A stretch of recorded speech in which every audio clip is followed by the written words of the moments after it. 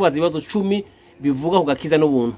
Ikibazo ca mbere, agakiza k'ubuntu bisobanura iki? Agakiza k'ubuntu bisobanura ngo nagakiza twahawe tutagizeranya amasezerano n'uwagatanze. Ikibazo ca kabiri, niba agakiza ari ubuntu ni kuki abantu bose badakizwa? Rero Imana itanga agakiza ku buntu, ntabwo itanga agakiza ku gahato. Imana itanga agakiza ku buntu, ntabwo igatanga ku gahato. Ikibazo ca gatatu, ese ubuntu ni iki? Ubuntu semye mu Baroma igice ca 12 umurongo waho wa 8 ni impano. Ikibazo ca kane, umuntu asabwa igihe kingana ki ngo akizwe? Noneho rero ntabwo wabibarira igihe, oya ntabwo bibarira igihe aho. Ikibazo ca karindwi, ese Pasteur Yohana Karuve yasobanuye iki ku gakiza k'ubuntu? Iyo habaye theologie catholique, hakaba theologie adventiste, hakaba theologie methodiste, hakaba theologie baptiste, biba bigaragaza ko bashatse guhuza ikinyoma n'idini. Urugendo rwamwimbeho, urugendo rwamwinzara, urugendo rwamwabambuzi, urugendo ruba mwizuba, urugendo rwamwimfura. Na hano ku isi mwitorero turi, urugendo ruri mwinzangano, imfashanyo bakaziha bamwe bakima abandi. Urugendo rurimo amacakubiri, hakaba n'amoko mwitorero. Ico zose ni urugendo ariko ruri mwintaza.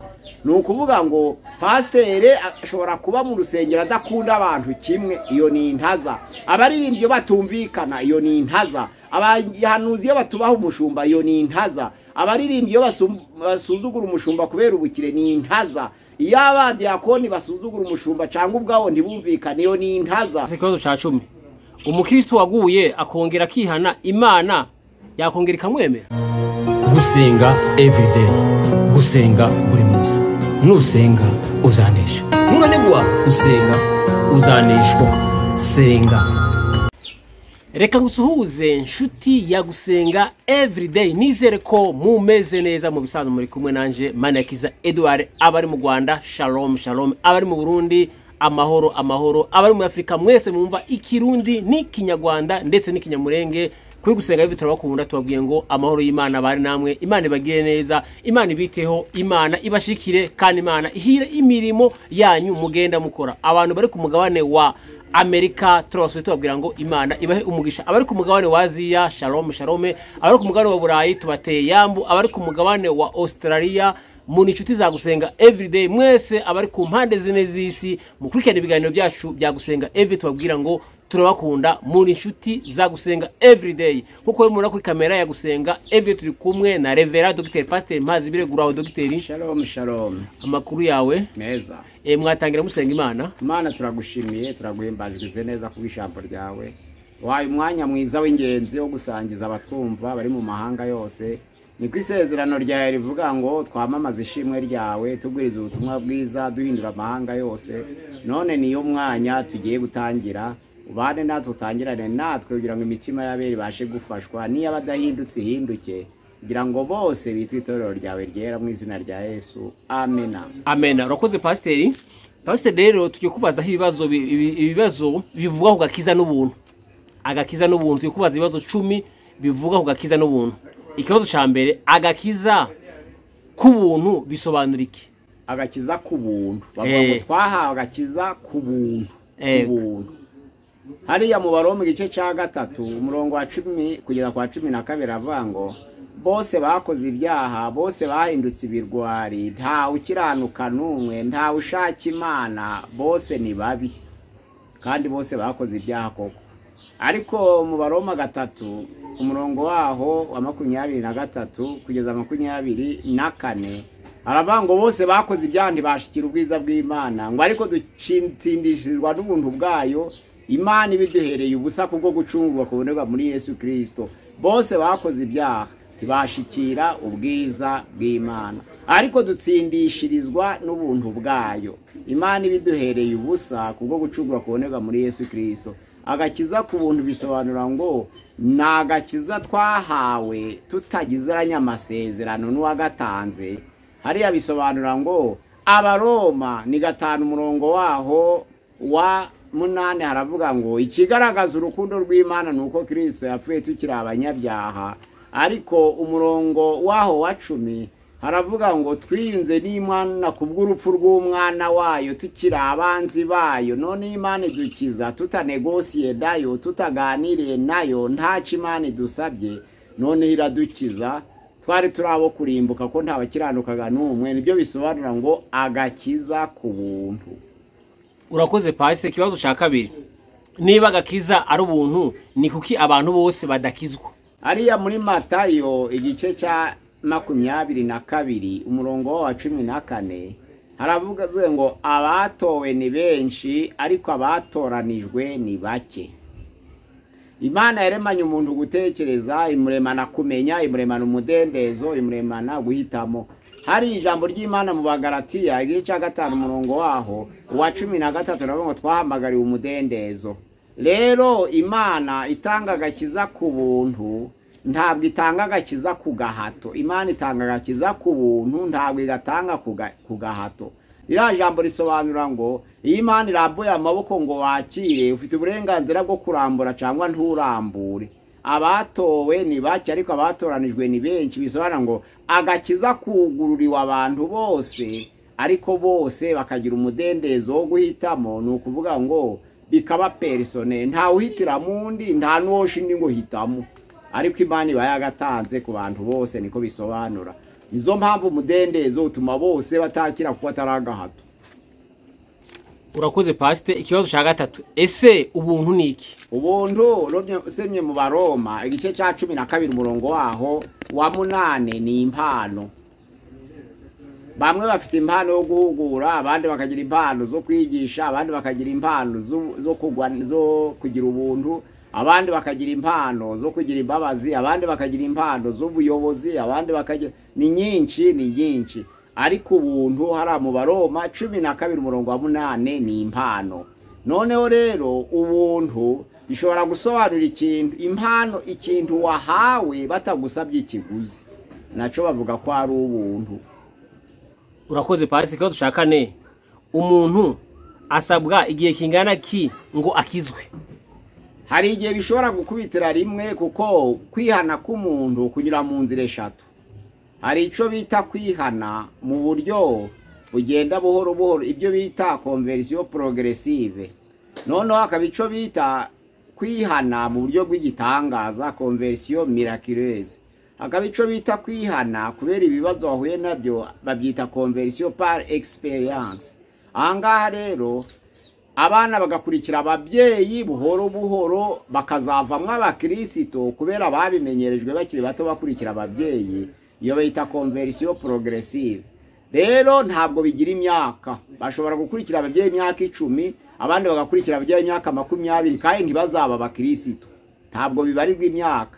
Ariko ushobora kubura ukigenda mu nzira nka kuriya mu byakoze n'intumwe b'iki 9, umuco ukagutungura, imbaraga z'Imana zikagukubita hasi zikaguhamagara ngo haguruka unkurikire. Icyo gihe rero biba conversion miraculeuse, bigakubita rimwe bikaba ko kanya. Noneho rero ntabwo wabibarira igihe, oya, ntabwo bibarira igihe, ahubwo hari igihe bikubita rimwe nk'igitangaza. Hari igihe uhamurwa n'ibibazo, ukugarizwa n'ibibazo bikomeye, ukabwira Imana uti Imana icankura hangana azakwizera. Ako kanya iyo ufashe umwanzuro wo kwizera, Imana ikabyemera ikakwakira, uwo yihannye, ibyo bita muri conversion par experience, ihamuka rituma umuntu yihana.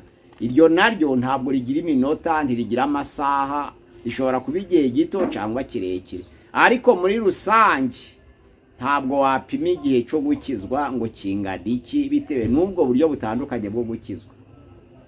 Urakoze Pastor. Ikibazo cya gatanu, igitambo cya Kristo gikeneye inyongera y'imirimo? Igitambo cya Kristo navuze ko Imana urukundo rwayo rwagaragaye ubwo Yesu yadupfiraga tukiri abanyabyaha. Ni ukuvuga ngo nta mirimo Imana yadusabye. Kandi hariya ku murongo wa 10 avuga ngo twiyunze n'Imana kubw'urupfu rwa Kristo tukiri abanzi bayo. Umwana wayo aradupfira tukiri abanzi b'Imana. Icyo gihe nta mirimo yakenewe. N'ubu wa Efeso ndetse 2 igice cya 8 kugera ku murongo wa 9 avuga ngo twakijwe kubw'ubuntu, ntabwo ari kubw'imirimo, ahubwo ni impano y'Imana. Twakijwe kubw'ubuntu, hatagira uwirarira. No kuvuga ngo nta Imana yadusabye, ni kubw'ubuntu, ni imbabazi z'Imana, ntabwo ari igiciro. Anga birahari. ni ukuvuga rero ngo imbabazi z'Imana zatumye dukizwa, ntabwo imirimo yakenewe kugira ngo dukizwe. Ariko noneho rero umuntu umaze gukizwa aherewe ubuntu, hari ibyo asabwa ngo akore. Ntiwaguhera isambu ubuntu akavuga ati ndagukijije, ukabona ko kwirahagije, ngo haye ni hegitare yose yuzuye, ndayiguhaye kandi izagufashe izagukize. Wagera mu rugo ukabwira madamu uti madame twakize, baduhaye isambu, none nta kindi gikenewe, Imana ishimwe, isambu irahari izatubeshaho, niko bambwiye. Ndibuka umuntu umwe basanze ari guhinga, wasanze ari guhinga ari umuntu wari sobanukiwe mu by'ubugoronome, aravuga ati wakoze, ati yego, ahantu uri guhinga ndakubwiza ukuri hari ibirayi. Arishima araseka. Ageze mu rugo asanga umugore wari kurobanura ibirayi byo kuja kuhatera by'imbego. Aravuga ati urimo urakora iki? Ati ndarobanura ibirayi by'ikisi, ati byo gutera hahandi twari turi wahinze. Hatoya hanyuza abantu babiri, barambwira ngo hari ibirayi bika rero cyangwa uje kugurisha, naho ubundi babimbwiye, kandi wabimbwiye azi iby'ubugoronome. Yaharebye aravuga ati mukozi yewe muhinzi, ahantu hari ibirayi. We yashimye ubutaka kuko abuzi, avuga ko hakwera ibirayi, undi uri guhinga agira ngo birimo bizimeza, arataha. Nta byameze, hamezemo ibyatsi n'urwiri, nta kindi, nta nico basaruyemo, ahubwo bagezaho barahomba kandi bari bahinze. N'isambu baguhaye rero bakabwira ngo turagukiza, bisanga ugende uyihingire. N'Imana imaze kurema umuntu mu ngo bya Edeni, ijambo ry'Imana yavuze ngo imaze kumuhumekera mu mwuka w'ubugingo, imushira muri yango bya Edeni kugira ngo ayihingire. Agomba kubaho ariko akayihingira. Nicyo Imana isaba kugakiza. Wahawe agakiza ariko garagaza imirimo y'agakiza, kuko Yesu yaravuze ngo ntabwo tuzabarebera kugakiza, tuzabarebera ku mbuto zabo, kandi imbuto zigaragazwa n'imirimo yakozwe n'abakijijwe. Urakoze pasi ko ushaka 6. Ese umuntu akizwa kangahe mu buzima? Usomye hari n'indirimbo ije dufasha ya 80 mu gushimisha, ivuga ngo mpisemo guhora unkizwa. Ubuzima bwose umuntu akiri hano ku isi ahora akizwa. Mu gitondo urakizwa, saa 4 ugakizwa, saa 6 ugakizwa, saa 12 ugakizwa, ugahora ukizwa ubuzima bwawe bwose. Nibyo byita urugendo rw'agakiza, nuko umuntu ahora akizwa. Nta muntu ukizwa rimwe, ahubwo ahora akizwa. Uko guhora ukizwa bisobanura iki? Ni ibyanditswe mu Bafilipi igice cya 2 umurongo wa 12, haravuga ngo bene data abo nkunda, kuko mwajaga mwumvira cyane, uretse cyane cyane igihe mpari, ahubwo cyane cyane ntari, abari ko mukorera agakiza kanyu mutinye. Ikinyarwanda cyakoresheje ijambo ridafite imbaraga, ngo abari ko musoza agakiza kanyu mutinya kandi muhinda umushitsi. Ariko izindi ndimi zakoresheje ijambo rifite imbaraga, ngo abari ko mukorera agakiza kanyu mutinya.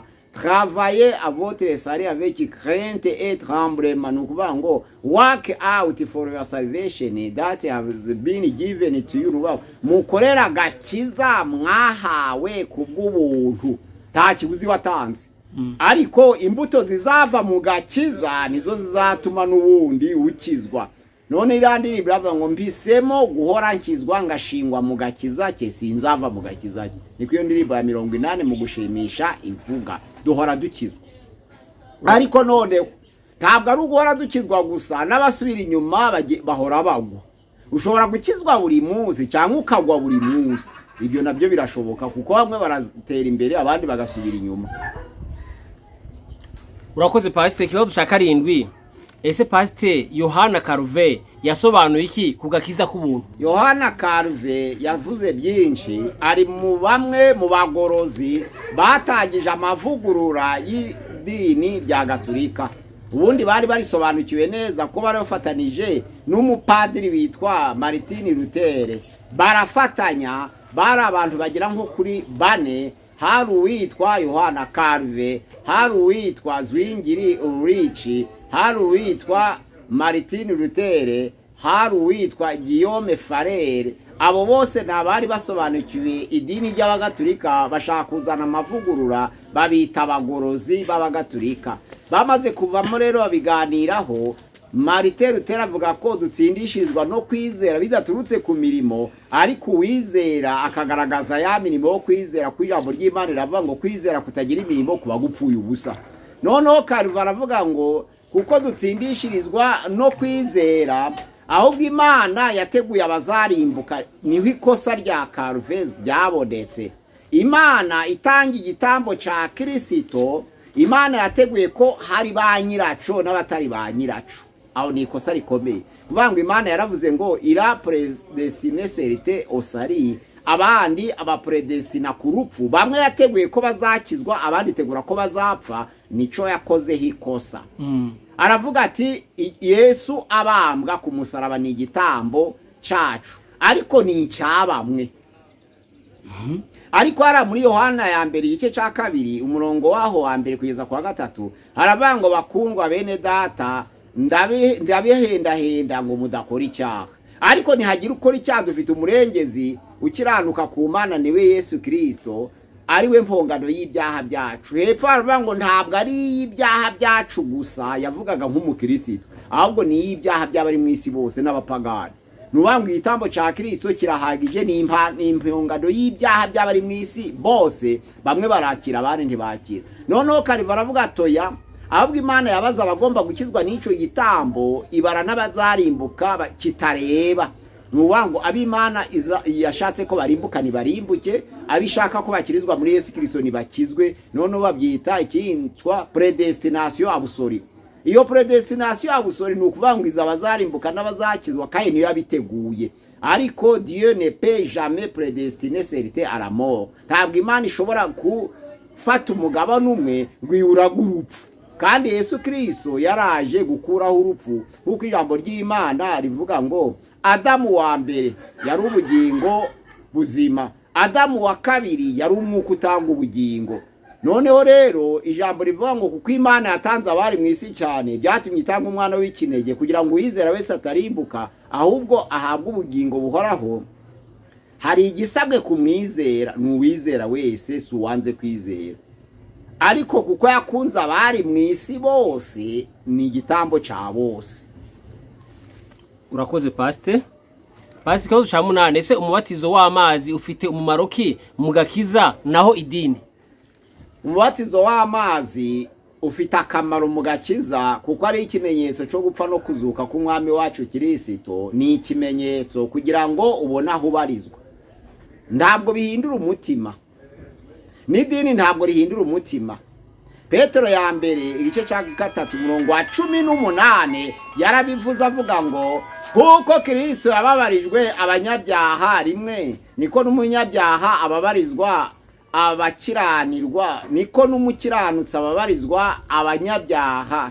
Kuko Kristo yababarijwe ibyaha byacu rimwe, niko n'umukiranutsi ababarizwa abakiranirwa, kugira ngo abayobore ku Mana amaze kwicwa mu buryo bw'umubiri, amaze guhindwa muzima mu buryo bw'umwuka. Umwuka niwe yagiye kubwiririsha abantu bari mu nzu y'imbohe, igihe bategerezaga kuva mu minsi ya Nowa, benshi bakarimburwa n'amazi hakarokoka 8, ndetse benshi bakijwe n'amazi. Ijambo ry'Imana rivuga ngo na n'ubu amazi ntiyakibakiza mu buryo bw'ikimenyetso, si uko akuraho ico ryo ku mubiri, ahubwo ni ikimenyetso cy'umutima uticira urubanza, bigaragaza kuzuka k'umwami wacu Yesu Kristo. Ni ukuvuga ngo amazi ntakuraho, ntazana agakiza. Amazi ntakuraho ico ryo ku mubiri. Idini ntabwo rizana agakiza, idini ntabwo rikuraho ico ryo ku mubiri, ahubwo rikugira umuyoboke kugira ngo uzagira aho ubarizwa. Ushaka kugufasha azakubone, ushaka kugufunga azakubone, ushaka kukwica azakubone, ushaka kukukiza azakubone. Ni adresse. Ahangaha rero ntabwo dukizwa kubera turaba metodiste, ntabwo dukizwa kubera turaba anglikane, ntabwo dukizwa kubera turaba adventiste, ntabwo dukizwa kubera turaba hamya ba Yehova, ntabwo dukizwa kubera turaba Pentecote. Kusanga abantu batize Bibiliya atekereza ko ari muri metodiste kubera ariho bakizwa. Utarize Bibiliya agatekereza ko abataraba adventiste batizera. Utarize Bibiliya agatekereza ko utari umupantekote atajakizwa. Ico ni ikinyoma. Ntabwo amazi ahindura umutima, nta nubwo n'idini rihindura umutima. Ico wakunguka mu dini wakuramwo inshuti, icyo wakunguka mu dini wakuramo umugeni, icyo wakunguka mu dini bakuvuza urwaye, icyo wakunguka mu dini bagusura ufite ibibazo, icyo wakunguka mu dini baguha amafaranga uyakeneye, ariko nta gakiza kaba mu dini. Agakiza kava kuri Yesu gusa, kuko n'utagira idini yakizwa. Na Pawulo Imana imusanga mu nzira agiye i Damasiko, ntabwo yari yateguye gukizwa, ntabwo yari yicaye mu rusengero runaka, yari agiye i Damasiko kugira ngo afate abantu bagana inzira ya Yesu, abagabo n'abagore abazanire Yerusalemu kugira ngo bicwe. Umuco w'Imana uramutungura, uwo muco wamutunguye batavuganye, uwo muco wamutunguye utamusanze mu rusengero, uwo muco wamutunguye utamusanze mu itorero, ahubwo wamusanze mu bwicanyi bwe.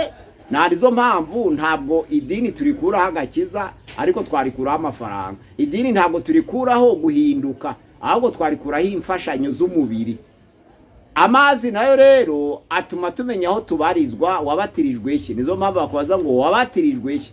Narizo mpamvu n'abantu benshi biga ibya teoloji, hari teoloji katolike, hari teoloji protestante, hakaba na teoloji adventiste, hakaba na teoloji mizirimane. Ayo madini yose na teoloji metodiste na teoloji batiste zirahaba, nuko abantu babyirengagiza.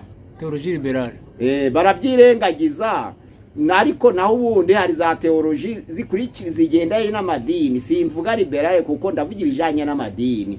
Liberale ni abantu batizera ibitangaza, nayo teoloji irahari, ariko ntabwo ari ibarizwa mu dini runaka.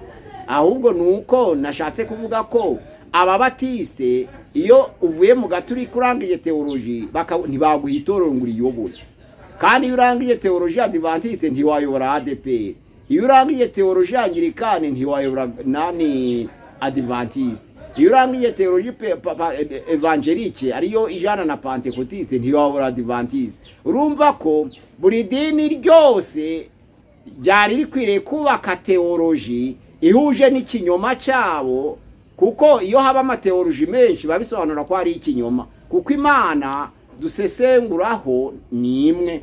Ntabwo twiga Imana, twiga imirimo yayo, ariko uburyo tuyumvira mu ijambo ryayo, n'iyerekwa ryacu rigendera mu ijambo ry'Imana. Ahangaha rero iyo habaye teoloji katolike, hakaba teoloji adventiste, hakaba teoloji metodiste, hakaba teoloji batiste, biba bigaragaza ko bashatse guhuza ikinyoma n'idini. Izo mpamvu utava mu gaturika ngo uyobora abadive ngo bemere kuko babyita ikinyoma, ariko ntiwarangiza teoloji adventiste ngo uyobore ADPR, nabyo babyita ikinyoma. Ubwo rero izo za teoloji ni ukuyireba neza, ukareba ko ikinyoma cyayo gihuze n'idini ryawe, iryo dini ryayo rero rigahuza n'ikinyoma cya teoloji yayo. Ahangaha rero amazi ntabwo akiza, na teoloji ubwayo ntabwo ikiza, kuko ari za teoloji nyinshi. Imana niyo ikiza, kuko Yesu Kristo ijambo ry'Imana riravuga ngo nta rindi zina ryahawe abantu munsi y'ijuru tubasha gukirizwamo, nta handi agakiza kabonerwa. Ko nta rindi zina ryahawe abantu munsi y'ijuru tubasha gukirizwamo uretse irya Kristo. Ntabwo abantu bakizwa ku bwa teoloji, nta nubwo abantu bakizwa ku bidini, nta nubwo abantu bakizwa ku bw'imibatizo, kuko bamwe bakubita inkoni ngo barabatije, abandi bagatwika ngo barabatije, abandi bakadumbura mu mazi ngo barabatije, abandi bagakora umuhango wo gukebwa ngo barabatije, ibyo byose abandi bagakora ibimenyetso byo mu gahanga ngo barabatije, abandi ibyo byose ntabwo ari ibihindura umutima, ahubwo ni ibikuranga aho uba. Urakoze pasi. Ikibazo cya 9, ese umuntu uvuga ko akijijwe yakongera akagwa? Niyo kibazo cya Karuve nawe yaje gusobanura nabi, kuko Pawulo yavuze ibya Alexandre na Humenayo bavuye mu byizerwa, noneho bakamera nk'inkugi imenetse. Yarabivuzeho Timoteyo ya mbere igice cya mbere umurongo wa 18 kugera kuri 20. Pawulo avuga ngo abona haye Satani kugira ngo bigireho kudatuka Imana. Hariya bisobanura ngo agakiza akagereranya n'inkuge. Hariya mu ndirimbo ya 38 agakiza ivuga ngo ubu natwe dufite iyo nkuge, na agakiza twahawe na Yesu. Niba ushaka ubugingo ngwino wihitiremo agakiza ureke kurimbuka. Bisobanura ngo agakiza niba kameze nk'inkuge, umwerekeza akaja inyuma ashoreye abatwaye. Mu nkuge ikomeye harimo toilette, mu nkuge ikomeye harimo restaurant, mu nkuge ikomeye harimo bivete, mu nkuge ikomeye harimo isoko.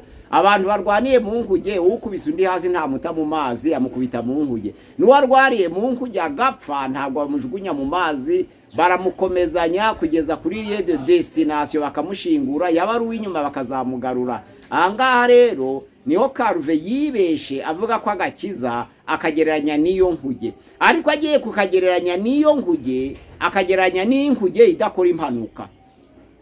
Indege ihaguruka ntabwo zose zigerayo, imodoka ihaguruka ntabwo zose zigerayo, n'inkuge ihaguruka ntabwo ariko zose zigerayo.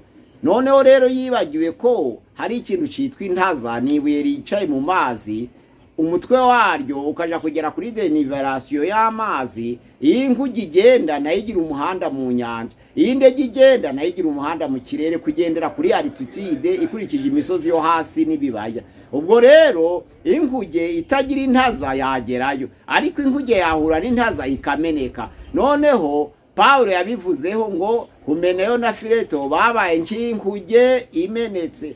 Alexandre rero amera nk'inkuge imenetse. Humeneyo na Fileto bamera nko bavuye mu byizerwa batangira kubwiriza ko umuzuko warangije kubaho ububika kwizera kwa benshi, abo ni abari mu rugendo. Ahangaha rero kuko agakiza kameze nk'inkuge, iyi inkuge imenetse bavamo, iyi inkuge itamenetse bavamo. Babandi rero iby'ubuntu niho babikomoye bati inkuge irimo byose irabikomezanya ikabigeza imusozi, ntabwo zose zigerayo.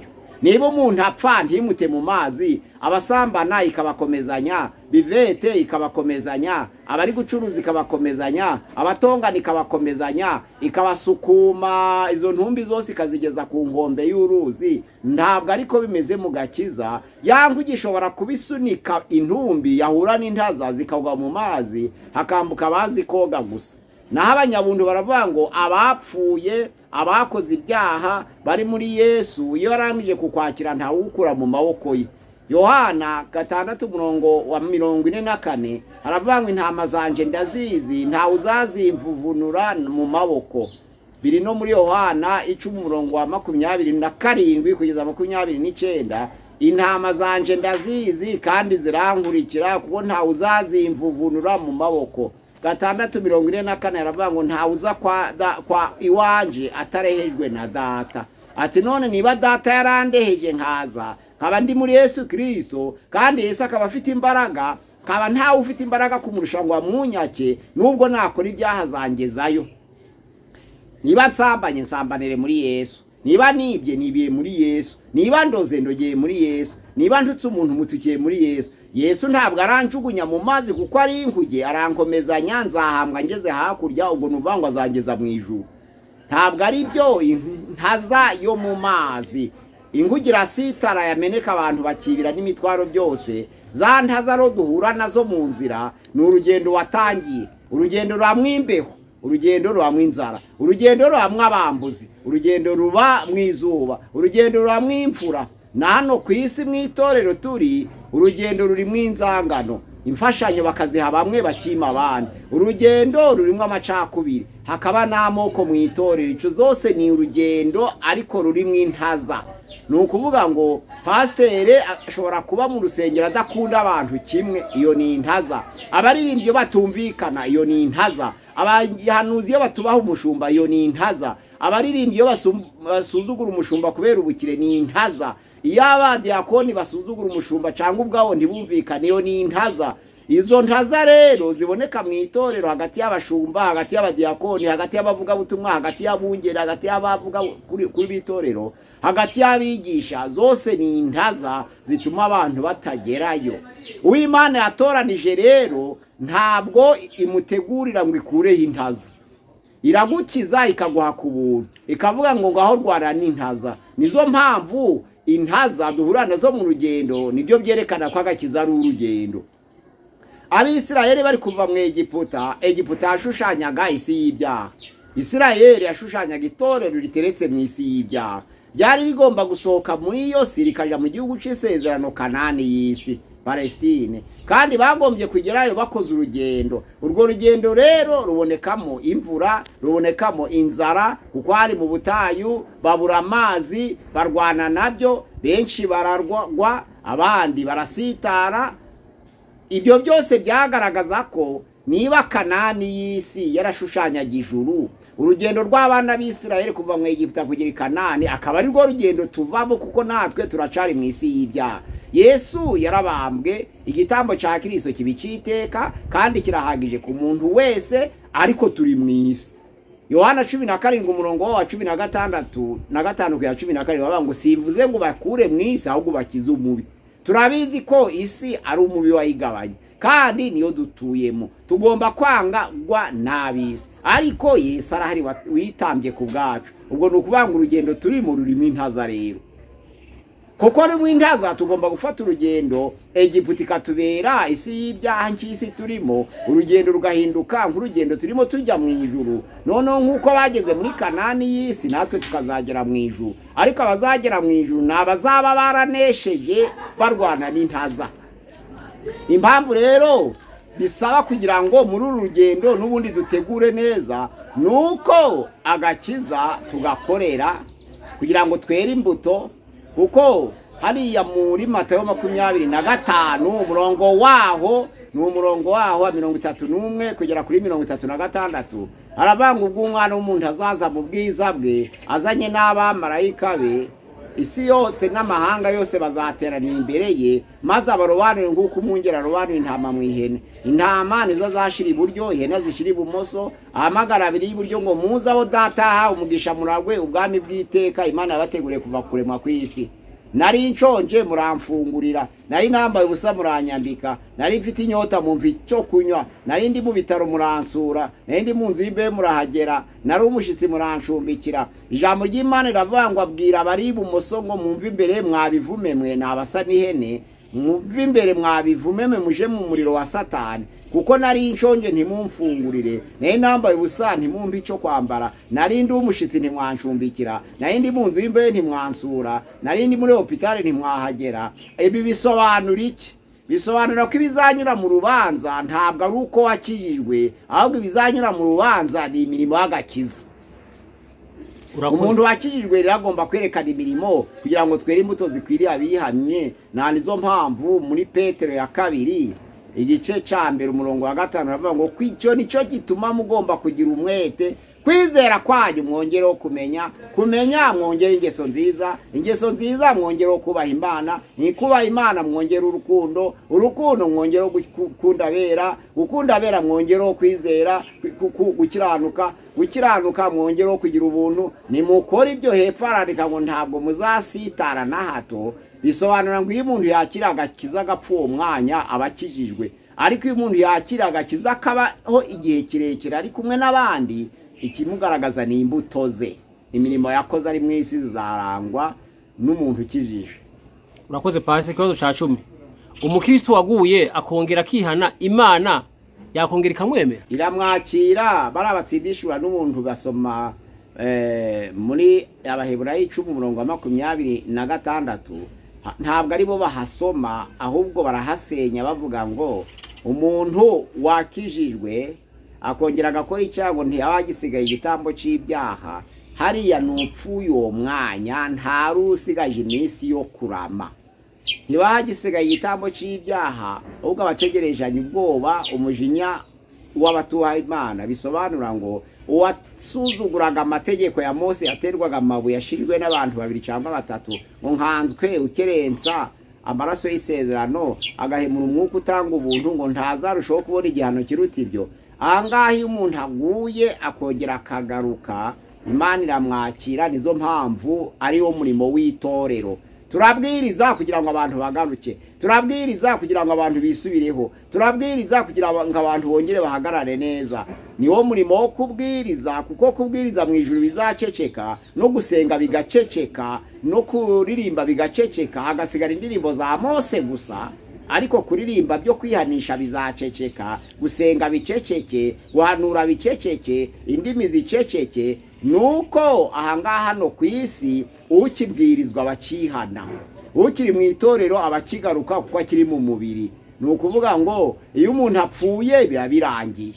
Ijambo ry'Imana mu mubwiriza igice cya 5 ku murongo wa 4 aravuga ngo abapfuye ntabwo bazi iby'abasigaye, ariko abakiriho baratekereza, abapfuye ntibazi iby'abazima, ariko abakiriho baratekereza, bashobora kwihana bakagaruka kuko bakiriho, ariko abapfuye bo ntaco bazi.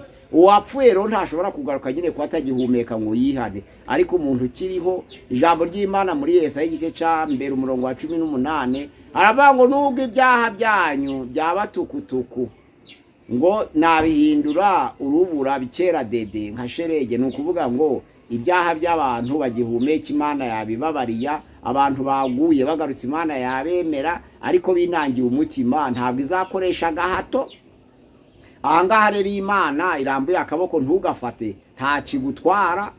Hari abavuga ngo nudasengera kwica, nutaririmbira kwica, oya ntabwo Imana yicira umuntu kutaririmba. Nubwo aba ari mwitorera ari umukristo, ntabwo Imana izakwicira kudasenga cyangwa kutaririmba, kuko kutaririmba kwawe no kudasenga kawe ni igihombo cyawe, ntabwo ari igihombo cy'Imana. Imana ntikeneye gukiranuka kuko iruzuye, kandi ibyaha bakora abantu bakora ntaco byayitwara kuko irakiranuka yose.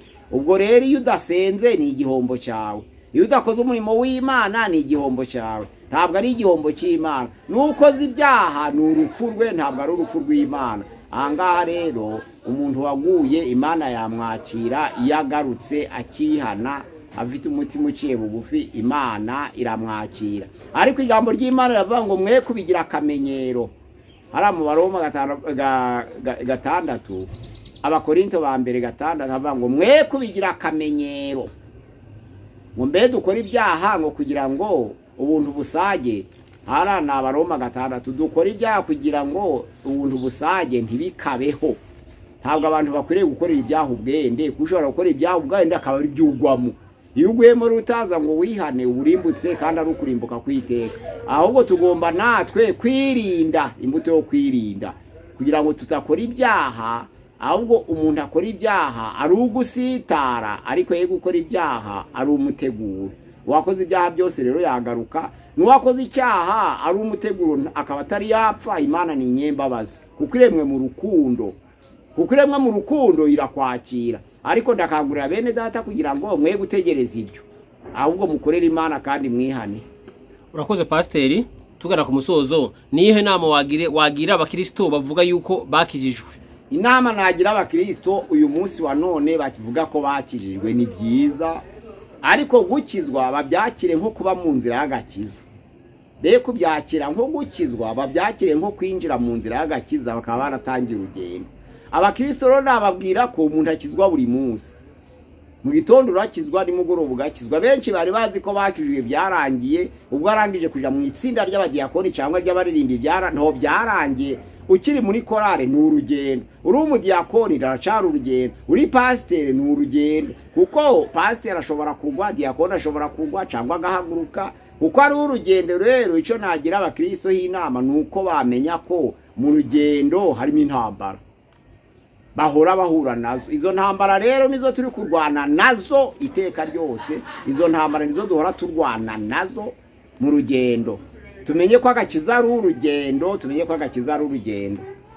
Imana yacu yabwa icubahiro, abakristo bamenye ko agakiza ari urugendo, kandi ko umuntu ahora akizwa, ko adakizwa rimwe, ahubwo ahora akizwa wiyeza buri munsi. Niyo ntabwe ya gatatu ivuga ibyo agakiza, niyo kwezwa. Urakoze Pasiteri, reka tugushimire, tugubwe Imana igumugisha, reka dushime n'umuntu yabanye natwe muri gatubwe nawe Imana iguhe umugisha. Pasiteri, sinzi ko nshobora kongeraho cyane bagusenga everyday. Nimero ya WhatsApp 078 669 662 078 669 662 kuri channel ya gusenga everyday. Imana iduhana umugisha abatwumva mu izina rya Yesu. Urakoze Pasiteri, Imana iguhe umugisha. Reka rero dushimire umuntu ugiye gufata kino kiganiro akagisharinga ahereza inshuti. Nubikora uzadufashije kwamamaza ubutumwa bwiza. Ikiganiro naho butaha. Shalom shalom. Shalom. Gusenga everyday, gusenga buri munsi. Nusenga uzanesha, nunanigwa gusenga uzaneshwa. Senga.